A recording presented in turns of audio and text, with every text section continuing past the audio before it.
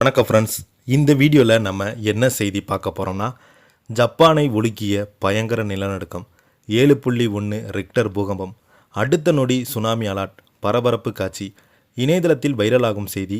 வாங்க என்ன தகவல் என்ன செய்தின்னு இந்த வீடியோவில் பார்க்கலாம். முதன்முறையாக நம்ம சேனலை பார்க்குறீங்கன்னா சப்ஸ்கிரைப் பண்ணாதவங்களாம் சப்ஸ்கிரைப் பண்ணிக்கோங்க. பெல் பட்டன் சிம்பல் அமைக்கி நம்ம சேனலோட நோட்டிஃபிகேஷனை எனபிள் பண்ணிக்கோங்க. நாங்கள் போடுற வீடியோ எல்லாமே உங்களுக்கு உடனுக்குடனே வந்து சேரும். வாங்க என்ன தகவல்னு பார்க்கலாம்.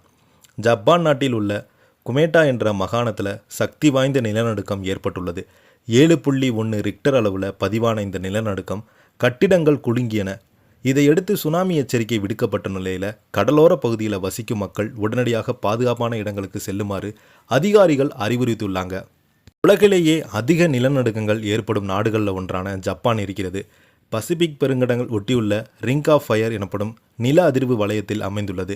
அங்கு அடிக்கடி நிலநடுக்கம் ஏற்படுகிறது.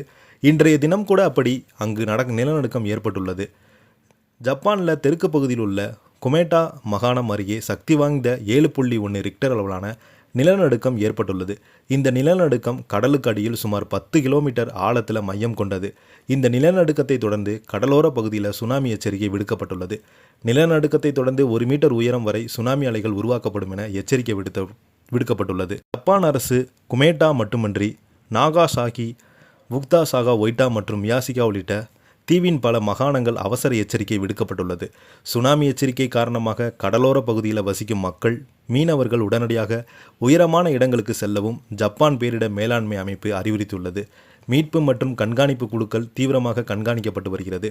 கடந்த ஒரு வாரத்திற்கு மேலாக ஜப்பானில் பதிவாகும் 2வது பெரிய நிலநடுக்கம் இதாகும். ஜூன் 25ஆம் தேதி வடக்கு ஜப்பானில் 7.2 ரிக்டர் அளவிலான நிலநடுக்கம் ஏற்பட்டுள்ளது. நல்ல வாய்ப்பாக பெரிய அளவிலான சேதம் ஏற்படவில்லை. இந்த சூழலில் தான் இப்போது மீண்டும் ஜப்பானில் நிலநடுக்கம் ஏற்பட்டுள்ளது.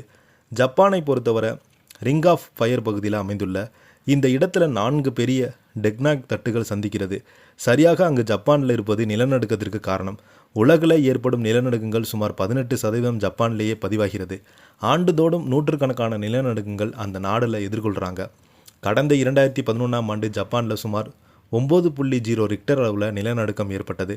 கடலுக்கு அடியில் ஏற்பட்ட இந்த பூகம்பம் மற்றும் அதனை தொடர்ந்து ஏற்பட்ட சுனாமி உலகை அதிர்ச்சி அடைய வைத்தது. அந்த பேரளவில் சுமார் 18,500 பேர் உயிரிழந்து போனாங்க.